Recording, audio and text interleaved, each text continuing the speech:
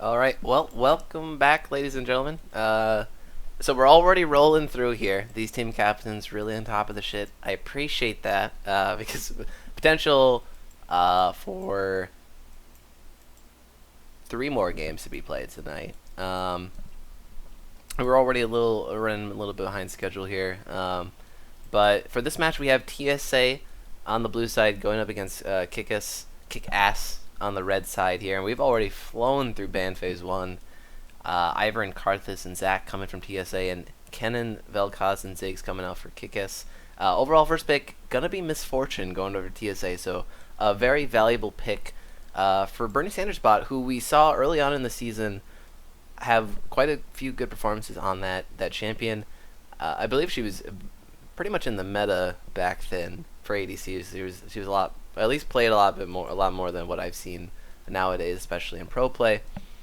Answered back on the other side, red side, with a Nivea and Leona, so really early a Nivea pickup for Thrifty Senpai in the mid lane. So not, That's yeah, something I'm surprised to see go so early.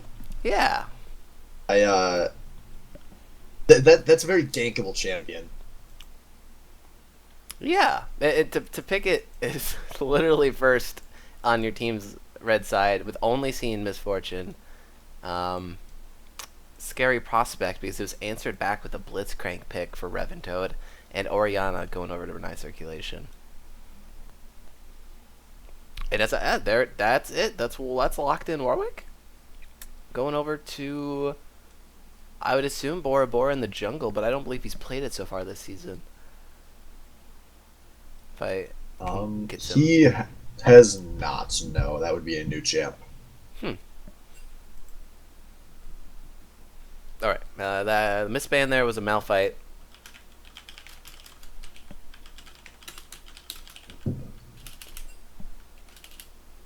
Hey man, I'm wondering what kind of dirt Sword must have on Blab.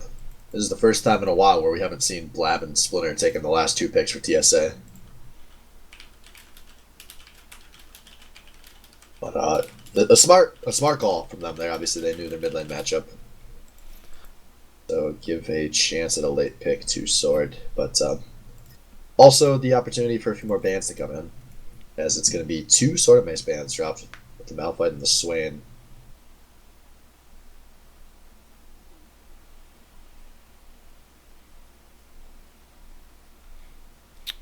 Yeah, I'm interested to see what Sword and Mace will go on here. And whether it's gonna, I mean, it's gonna be a tank, right? I mean, what is in the Sword of Mace champ pool up top that isn't really sort of a straight team fighting tank?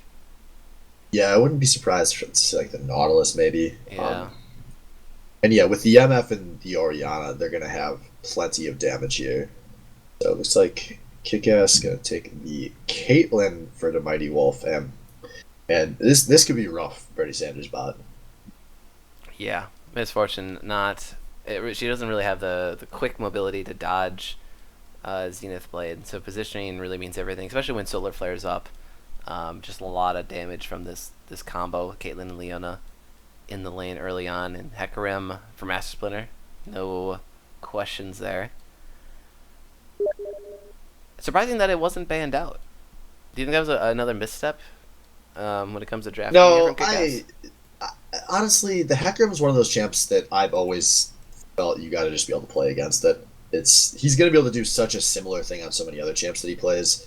I don't think it's that much better on the Hecarim to warrant a ban, whereas some of the other players are going to play a lot worse when you take away their champs. And Sword got a switch at the last second to Jarvan, a really, really old school Sword and Mace pickup that I have not seen him play in a while, but has kind of entered back into the SBL meta.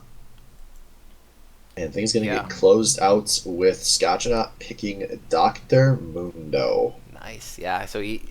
Oh, I don't believe it was last week, but the It week. was the week before Oh, he played blind it pick. versus a team that's oh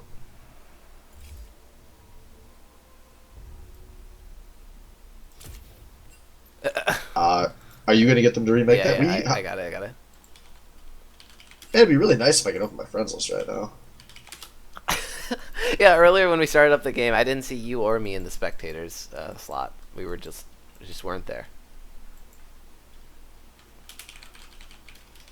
You got a remake to change the game type in the new clients?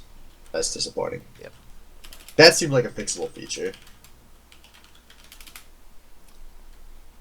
But yeah, well, we have a second here. So going back onto that Dr. Mundo pick, I am not as high on that as I was when he last picked it, whereas against the a heavy AP comp. That's generally when you pick Mundo. We saw Darshan picked it in the playoffs. It works really good against a lot of AP champs where you're going to get to late game, you're going to be able to synergize with building early MR, and you're going to just never really be killable.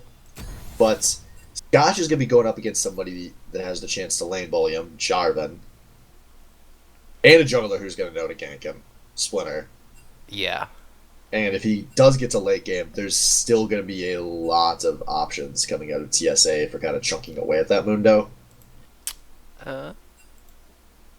Oh, sorry. Here, I see you now. Yeah, and really the Jarvan with the Cataclysm being able to keep Mundo inside and not have him run rampant in the backline, that's probably a good thing for TSA here on this low ability misfortune. It's not something I think was a good last pick on KIKAS, just to be honest. Yeah. I mean, they were just looking for the reliable team fighting tank for Scotch and not. They might have had enough tankiness already though with the Warwick and Leona. I'm not sure how Warwick's gonna be built here in the jungle. Happy to sit this Yeah, but with Thrifty and the Mighty Wolf, are you really worried about not having enough damage? No, you're right. Especially on champions like Anivia and Caitlyn. Yeah, there's going to be a ton coming out in the late game. I would have rather seen Scotch. He's played Tom Kench multiple times. He's played Poppy multiple times. I think he's even played Nautilus multiple times. I think those would have been slightly better pickups here. But we'll see, because if he can get to that Mundo point of the game, it's very effective, as you may all be aware. As I don't think we're waiting on Master Splinter to get an invite.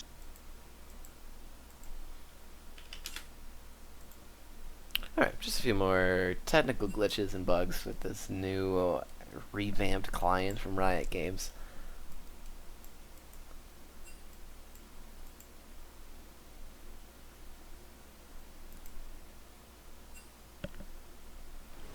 However, if this game does go into later stages of of the game, I'd reckon TSA's lineup would have a little easier time.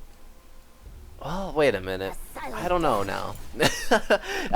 There's more definitive engage, I think, obviously for TSA, and so that usually helps out in those really crucial 5v5 team fights later in the game. And they have some stuff that can wombo, obviously. Orianna, Hecarim, Jarvan all go in using their ultimates and followed up with a big misfortune ult on top of it all. But the way the Mighty Wolf has played his ADCs this season, and the way he's able to kite, especially with long range champs like Ashe and Caitlyn, it's pretty impeccable. So it's really on Mighty Wolf and Thrifty to stay alive in these fights, because I think if they do, they have a sort of a longer DPS output than anyone on TSA. Yeah, absolutely. And if they don't get picked by the initial wombo, it's going to be really easy for them to maintain that long range.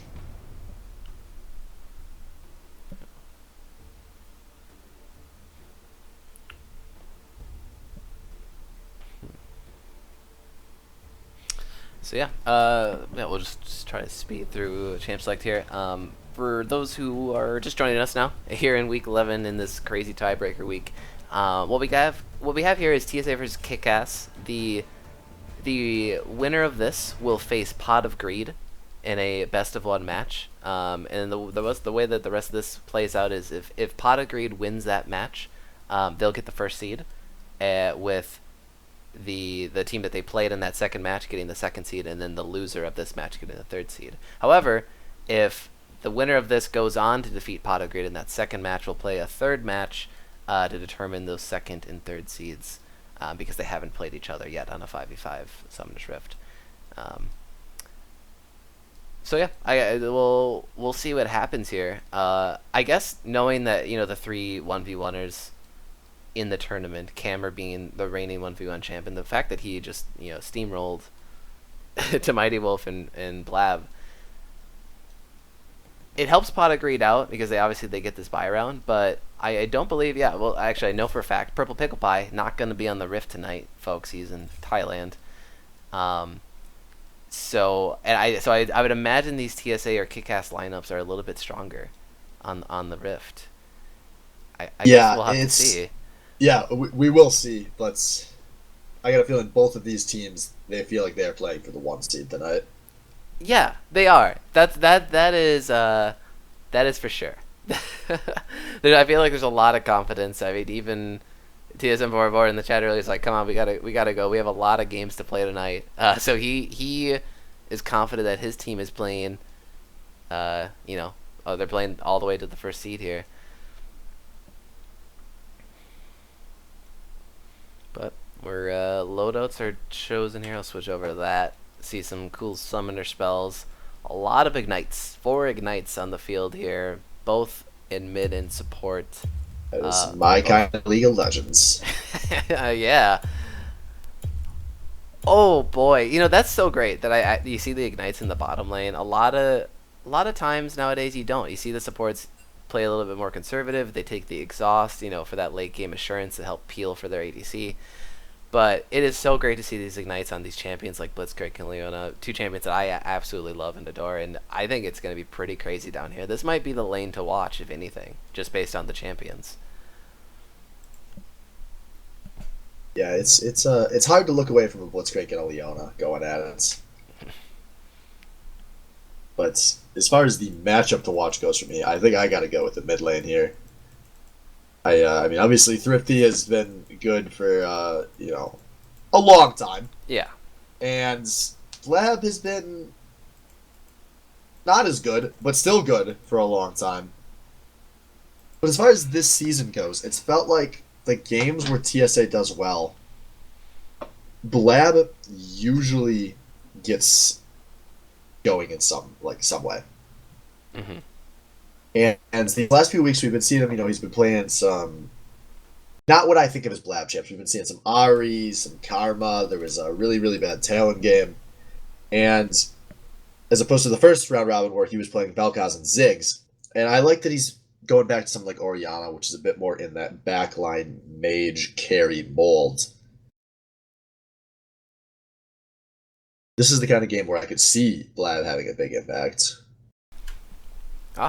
Okay, good point out there by Salvo. Switched over to the heal in the mid lane, going up against the Ignivia with Ignite. Yeah, but I do agree with your statement there that I appreciate Blab going back to this champion.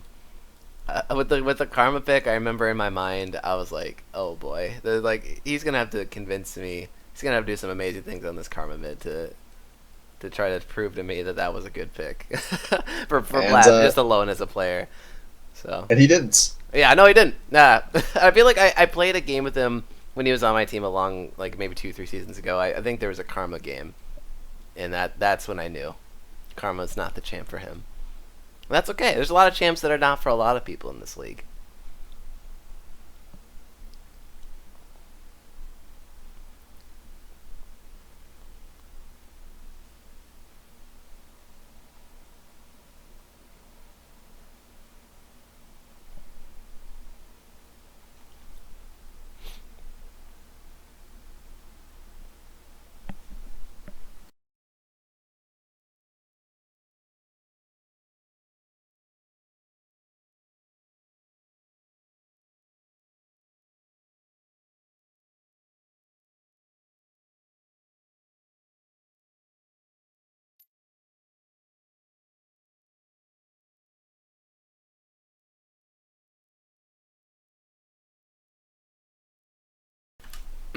Sorry, just desperately trying to eat my dinner here in between moments of silence and I mean, we pretty much just run out of analysis until we get into game here. Yeah, guys, that's really the difference between LCS caches and us. Is the LCS caches only got to talk about the picks for like 20 seconds after the draft's over. Could you imagine how much stupid shit Freak would have said over the years if he had to talk for 3 minutes for a spectator delay every game? Oh god.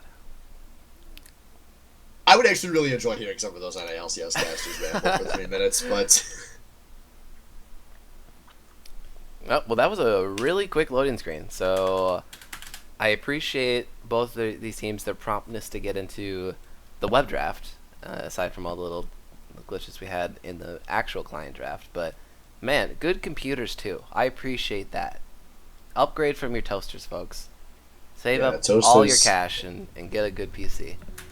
a PC is worth like a few divisions ranked. Oh yeah, without a doubt. We did it. We did it here. We're here into game 2 of week 11 here on Summoner's Rift. TSA going up against KIKAS.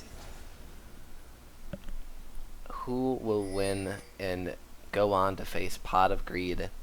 Welcome to Summoner's Rift. We will find out. So maybe a little Bush.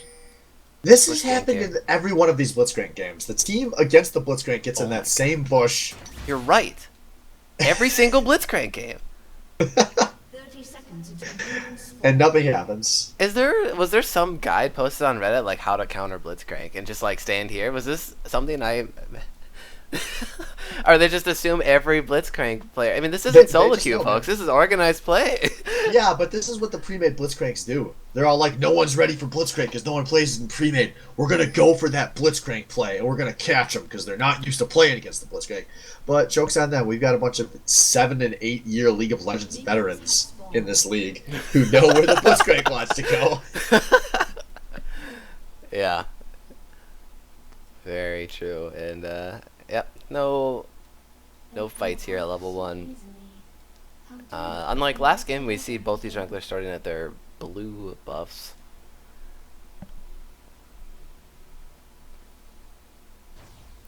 Yeah, this could be good for KIKAS if they are able to realize this is where Splinter's starting, because to me, Scotch being ganked early was the obvious target for Master Splinter, and so if Splinter's starting at the blue side, he's not going to be finishing on that half of the map. Yeah, and so potentially maybe making an early gank onto this bottom lane, maybe paired up with the Zenith Blade and some traps from Caitlyn as well, could make for a very early first blood.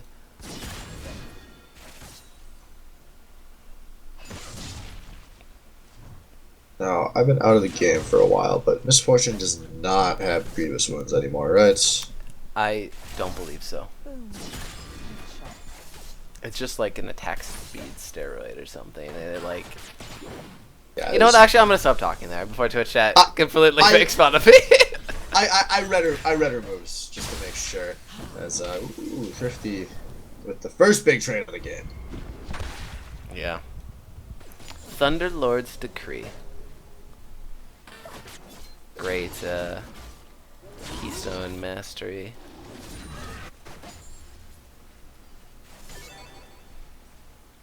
So yeah, Splinter maybe just doing a full clear, or maybe making a early mid lane gank here. Picks up the red buff. Thrifty though, he's playing onto that left side where his jungler is, so we actually might see a mirrored gank here in the mid lane.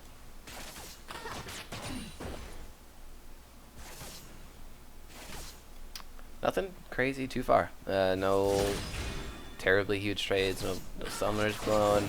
Pretty even CS across the board. Yeah, Zenith Blade goes wide, but Splinter, he's already in the bot lane. The damage is in the red buff's ticking onto Mighty Wolf, and it's gonna be an easy first blood for him. Heal was used there, no flash. Now flash from Zorb, Ignite comes down from Reventone, and he's gonna pick that one up. So 2 for 0. Oh man, what a disaster of a start here. Although we do see TSM Bora Bora coming in this top lane. Does not have any hard CC to go outside and miss with though. But yeah, no, that's gonna be really rough for KIKAS, because so much of what we thought was gonna go well for them on this map was the Caitlyn bullying in the bot lane, and now instead he's gonna be super far behind. Yeah, he opts in for that early call. Yeah, basically saying like, you know, laning phase maybe not gonna go so well now with some assist gold and the kill over the Blitzcrank. Master Splinter potentially can't be my bottom lane. I'm just gonna farm this one out and maybe hit a sort of a bigger mid game spike on this Caitlyn. Cheeky little roam from Reventoad there in the mid lane. Goes for the hook on Thrifty. It's gonna be dodged and walled off. Wait a minute. Oh my god. Thrifty Senpai is a Mei one trick that makes ice walls. Maybe that's why he's been busting out the Anivia so much this season. Holy shit, dude! I figured it out. Yeah, figured him out, dude. He's the ice queen, king. These are both female. Anivia's a female. Oh, and the wall doesn't come through though. Bora Bora's in mid lane, pops the fear, but Thrifty is so low he actually gets egged. The health pot's not gonna be enough to get him out of that one. What incredible play from the second best player in SBL history, Thrifty Senpai, to walk through 3/4 of his health only from caster creeps and pop the egg. You think Splinter's gonna be there sometime soon now? Yeah, I can imagine. He's already there. I looked down in the minimap and he's right there.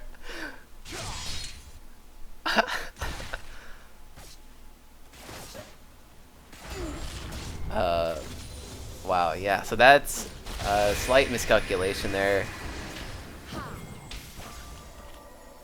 from Thrifty. Yeah, like he takes some decent trades there too. He's running pretty low on mana, so Lab should be in a pretty good situation in this mid lane for a little bit here.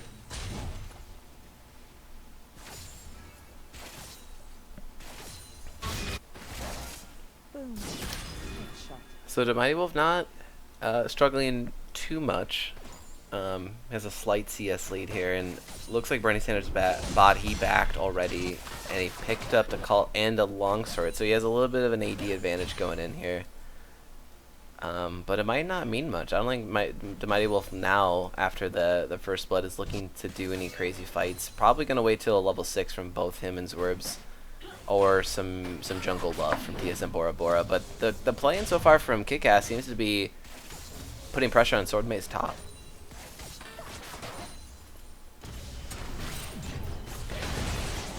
Oh, the hook lands onto Zwerbs. Trap comes out, locks up Reventoad, so he takes some hits on the backside. So an even trade really at the end of the day.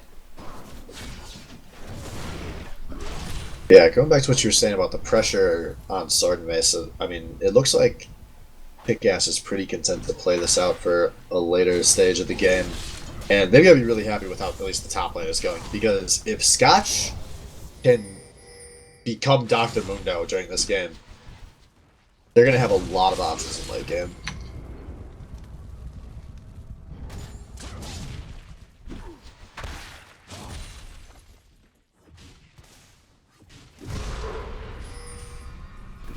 Scotch using that Mundo ult, tries to regen some health so he can stay in lane a little bit longer. Not wanting to use that teleport first to get back into lane.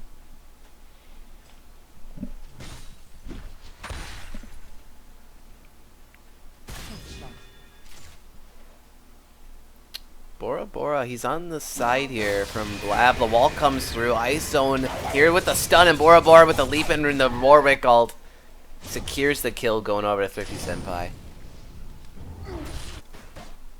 Yeah, and just like that, Thrifty gonna have a pretty commanding lead in this mid lane. He's up about 600 gold right now between the CS and that. As we see Splinter showing up in the spotlight, hook lands onto the Mighty Wolf. He gets feared by Hecarim. A bad flash on a Wolf. He's gonna go down to the ignite. But Thrifty roaming up to the top, trying to make a play on a Swordmace, who I don't know if that was where he intended to flash. Swordmace with nowhere to go. Goes for an EQ that he could not land. The TSF Bora Bora picking up a kill. Ooh, yeah. He was looking for maybe a cute little dodge reverse around from Thrifty there, but Bora Bora was there to really seal the deal. So that was just a 1-for-1 trade across the map, but TSA gonna be getting this Cloud Drake as the spoils of their fight. And a big thing there is that Revan Toad got that kill onto the Blitzcrank, and I don't think he needed to. Maybe it was Ignite Tick. I'm not. It was the Ignite Not tick, sure. and Okay. he thought the Mighty Wolf might have gotten away with like a sliver of health, so he just really wanted to secure it. But yeah, at the end of the day, it might not be the best here. Solar Flare comes out, Revan Toad zoned out from retreating, the Ignite comes through from Zorbs as well, so he's going to secure that kill. Summoner heal will keep Zorbs alive there after the Hecarim ult from Splinter. Or That was just an E, I think, yeah. such a nice Yeah. heal. But watch out, Blab is Oh. here looking for a play under the tower, maybe. But I don't think he's gonna find it. Yeah, no minion wave there to supplement that dive. Scott's really just farming this one out, takes out the Stone Bros. They're not Stone Bros anymore, right? Are they Krugs? I don't know. Yes, they're Krugs. They always been Gromp Krugs? is the one that no. No. At one point they were golems. Golems, yeah, those are the true Stone Bros. Those were the Stone Bros, yeah. Yeah. Back when League of Legends was fun. Dude, League of Legends was so fun back then. Like, I legitimately feel bad for, like, young kids nowadays who, like, are just getting into League. Like, they have no idea how fun this game used to be. And, like, how much of a shit show it is now. I just feel bad, man. It's sad. Back in my day, when League was good. Yeah. But, here we are. We're casting it. 9th season of SBL. And here we are, TSA versus KIKAS. KIKAS with a very, very slight gold lead at 11 minutes in, 3-3 in kills. No towers taken yet. Pretty even game so far. And like you said, the KIKAS, they're really just, like, the whole goal for them right now, at least in their top and bottom lane, it looks like, is just to stay alive. Farm this one out and get to a better stage of the game where their champions can hit their power spikes. Yeah, one thing to note, Swordman is picking up an Executioner's Calling on his last back, so he is not wasting any time to get that Grievous Wounds. Oh. But maybe he needs to get some armor instead, because Scotchnaut, I think, could have gone for the tower dive there if he knew where Master Splinter was. But now we see, nope, TSA Borborn not committed to the gank. Oh. But in this mid lane, the Ignite goes down under Renai's circulation. Thrifty one spell away. As Renai under the tower. The heal going to save him. Yeah. I mean, that's even through Ignite, so that's half as effective, and he also popped both of his health potions there after the Ignite wore off, I believe, or at least one of them was going, so he's going to try to sustain a little bit health back so he can stay under this tower and farm out, because he's actually losing a lot in CS so far. I just noticed that, so Yeah, 20 CS lead for Thrifty here. He really got put behind on that death earlier. As we see both junglers showing up in this bot lane, but the Mighty Wolf gets lit up. He is forced really far out of this ult, and this should be easy kills going over to TSA. But meanwhile, in the mid lane, Blab almost makes a play on Thrifty. Yeah, so I don't think they knew Bora Bora was there in that lane brush, but at the end of the day, those three versus the other three champions just not going to be enough. A Sword and Mace Scotch out there, duel to the end of the Cataclysm, and only one will remain, and that will be Scotchnaut through the Mundo ult, stays alive through all the damage. So Scotchnaut really making a breakaway here from Mundo. Yeah, it is rough if the Mundo is solo killing the Jarvan 13 minutes into your game. Yeah, Scotchnaut gonna be approaching the Mundo horizon. I don't even know what you want to even call it. Just like that point when everyone knows it, where you're just like, fuck it, just don't even attack Mundo. Like, there's just no point. He's gonna regen all of this health. I mean, Bernie Sanders bot. At the end of the day, if he's gonna be trying to deal damage to him, Blade of the Rune King maybe, I don't know. Like, but it looks like he's actually gonna go for Dustblade of Drakthar. So he's going for that lethality misfortune. Get Yeah, those, going those with pop-ups the and the old ults. school builds. And that's a big part of why we haven't seen Misfortune really in any of the professional leagues, at least lately, because she just does not synergize well with Blade of the Ruined King, which, if anyone was unaware, is a very, very powerful item that you should build on everybody, every situation.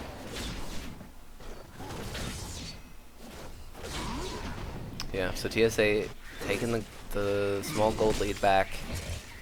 Picking up that first break in the bottom lane there. Reventoe now a little bit more free to start roaming around. No boots mobility yet, but he looks like he's going to be going into Talisman of the Ascension, so going to be speeding around, threatening people with that W and active throughout the hook.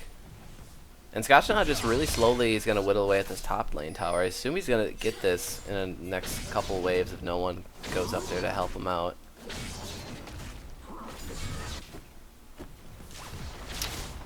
Bot lane from KIKAS, they rotated to the mid. Bora Bora's there as well. 4 strong in the mid lane. Shockwave comes through onto 2 from KIKAS. Master Splinter, he uses the ult to get to the back line. Mighty Wolf still alive, still dealing damage, but it's not going to be enough to save his teammate TSM Bora Bora. Master Splinter securing that kill. 3-0 and 3 on the second rim. Do you remember what the game name for this lobby was? Splinter versus KIKAS. You remember when you chuckled at that?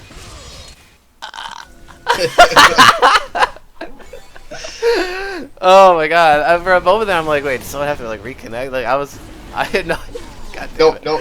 Oh my god, that is so true. Splinter is this is.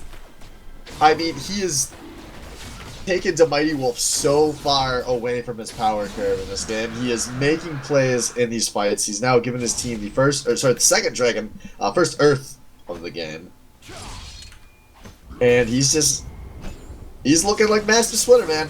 Yeah, he's got 1,200 gold lead over his opposing jungler here. Wowzers, yeah. So early Cinder Hulk, Stalker's Blade, looking for the Triforce like he usually does. Rift Herald being taken by TSA, something we don't see taken a lot nowadays, but you can once again assume this is probably going over to Master Splinter to make him even more devastating. Yep, and it is. So yeah, like you said, man, and like the lobby said, Splinter versus KIKAS, a lot riding on him to get to the back line and zone out to Mighty Wolf from being effective.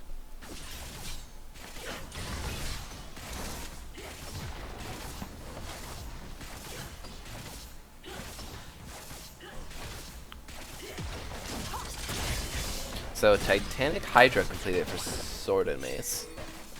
Gives him a little bit more wave clear, which he desperately needs against this Sunfire Mundo, but it's not going to be enough to save Tier 1 for sure, because that's going to be going down now. Blue team's turret has been destroyed. So yeah, and now KIKAS. Slight goal lead here. Despite how good Splinter is doing, he is not going to be an answer to that Dr. Mundo, who Gotch is up 1,300 gold! Gotch has never had a 1,300 gold lead. Damn, I knew he was doing well, but this is the first time I've actually looked at the gold. That is bad for KIKAS. That is not what you want out of a Jarvan lane. No, and, it is not. I'm confused about what the answer is gonna be for Dr. Mundo in the late game. Yeah, because not a lot of these champions can deal with him when he has his ult going. No. I mean, is the plan to drop him in a Cataclysm and hope he can win the fight before he gets out? Yeah. I think that's the best answer they have now. I mean, Executioner's Calling is built for Jarvan. I don't know what that's going to be completed into for Jarvan. He's probably going to just send the Executioner's Calling just for Scotchnauts, who is, he's taking the bait. Scuttle. Oh, it's Ace Mundo. It doesn't even matter. Yeah, man. Like, what are they going to do to him? Yeah.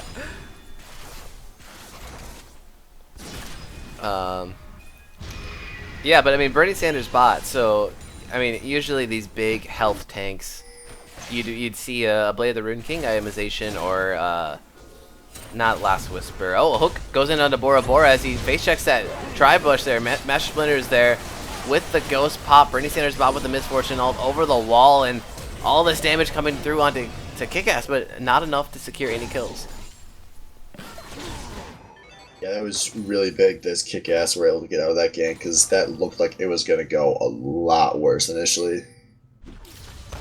But instead, they really just trade a lot of summoners. Ooh. SBL Flash.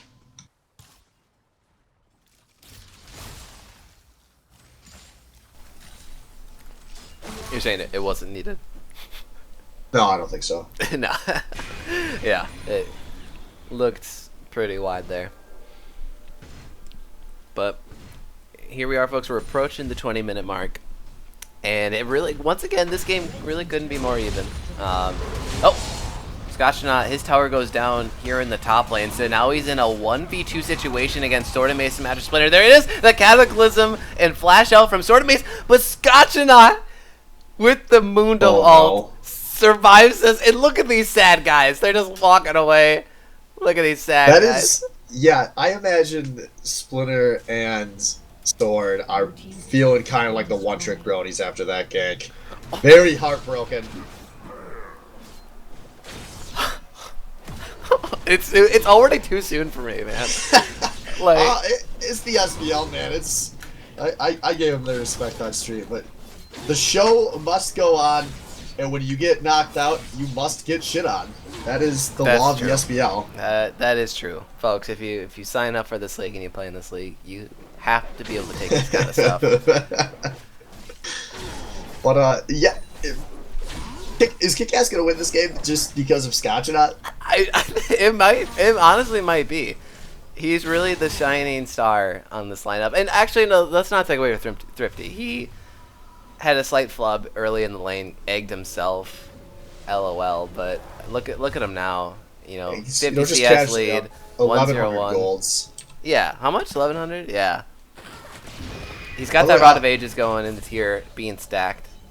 Yeah, really all of the gold for TSA is on Master Splinter. As Bernie Sanders bot about to get boned here, as the Kalen ult gonna come in and secure that one.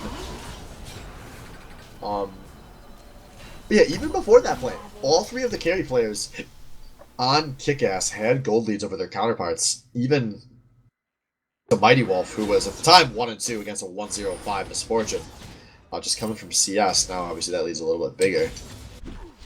But this looks like it is turning into one of those stereotypical games where Master Splinter gets huge and it can't carry. Yeah, that seems to be the way it's playing out here. Hook over the wall, not going to be enough to try to snag that one away from KIKAS. So, scaring a Mountain Drake for themselves, but already a Mountain and a Cloud on the board for TSA. So that's something that could even the odds in any potential smite fights, or even if they were just to get into a range of a tower and start dealing damage to it. Because Misfortune, she's alright at taking towers. She's good at wave clearing. So TSA maybe needed to find an opening onto maybe the mid lane tower and try to take that out from under KIKAS.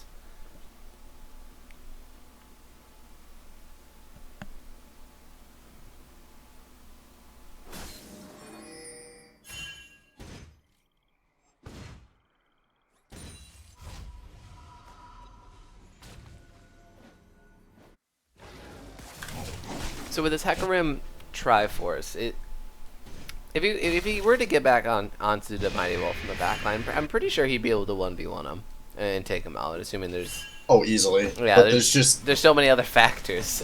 Yes.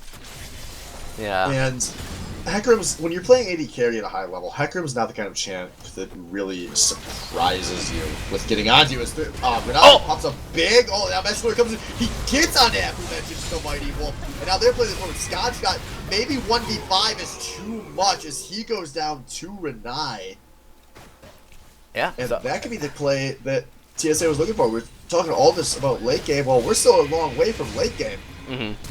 These are fights that are decided by one pick. Is on Repetone flashing around 57 gets turned into an egg India. A huge ult coming out of Bernie Sanders' spot as a kill on Splinter, a kill on Bernie, and they're going to easily take this tier 1 mid. Wow, what happened? TSA just turning it up to 11. They were done taking the slow death there, and they fire on all cylinders. 2 picks chained into a tower dive on the mid tower. They pick that up real quick, pick up 2 towers in mid lane. Now they're going for an inhibitor tower. Before 3 of them have even spawned, it's already down. Are they? Oh my god. Has a sword maybe going a little deep there. He Yeah. has to flash over the Caitlyn traps, but I don't think there's going to be too many complaints coming out of TSA after that one. A gigantic series of events. That is like the most value you could juice from getting 2 picks at 23 minutes in a game. That is absurd. All 3 mid lane towers there and the inhibitor. TSA looking like they need a recall after all the fighting and stuff. And KIKAS maybe taking this opportunity to start a Baron at 25 minutes into the game. So another bold move. Maybe turning it up to 12 here. But KIKAS, all the damage going on to Master Splinter. And he gets caught out trying to check the Baron by himself. Now it's walled. That whole pass is walled off by traps. And TSA, they have to take the brute force method here. But the shockwave combo with the sword and mace. It's going to be huge for TSA. Double kill for circulation. And Zwerps is zoned out of the fight. Scott's going to go down now to the autos. And it's a 3 for 4 at the end of the day. TSA coming out on top just by 1 and stopping the Baron. Yeah, that was well played from TSA, who now get the claim they have the best macro remaining in the SBL. And that was just an awesome ball delivery out of Sword and Renai there, doing exactly what you draft Jarvan Oriana to do. As Renai gonna go make a really heads-up play to take this bot turret. I feel like I'd forgotten there were super creeps until the camera cut back to mid. Yeah.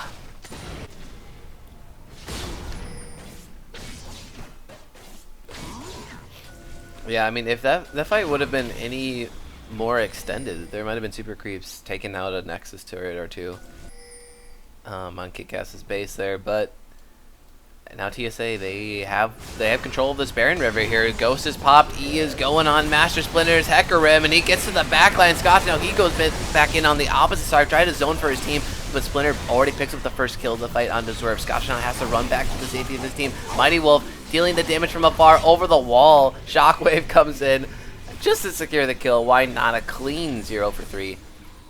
Going over to TSA.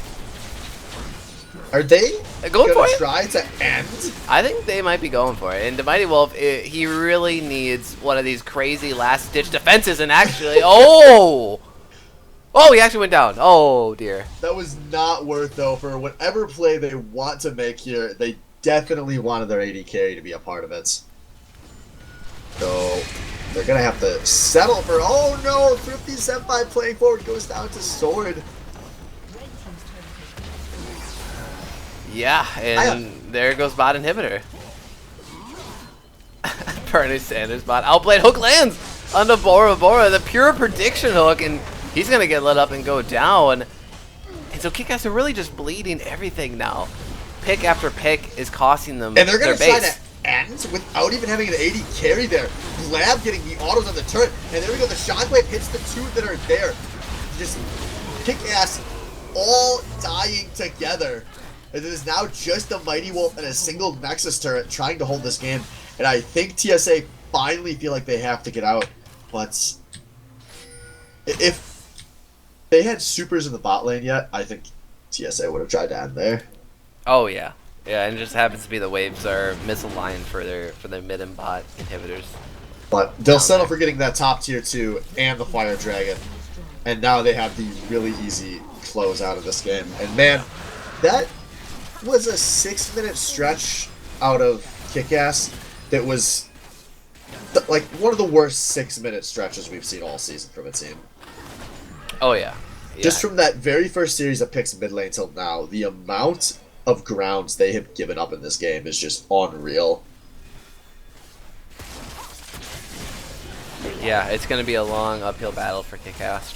Try to get back and really just get there are only 2 damage threats, to Mighty Wolf and Thrifty on Caitlyn and Anivia respectively, to the point where they could maybe start fighting 5v5 again. But as TSA has shown, their Wombo initiation is just really too much for KIKAS to deal with. And there it is, the Mighty Wolf caught out, trying to farm the Krugs, but Master Splinter, he goes in real hard. Solofair goes down, and Mighty Wolf, he's kiting it out, he's doing the damage, but I don't think it's going to be enough here. Reventoad's there in the backline trying to secure a Bernie Sanders spot over the top. Misfortune ult. Triple kill for him.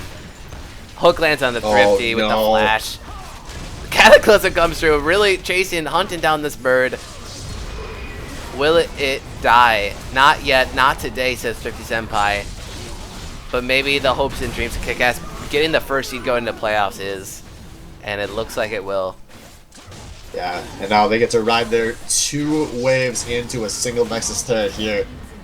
GG TSA still keeping their hopes alive for the 1 seed here.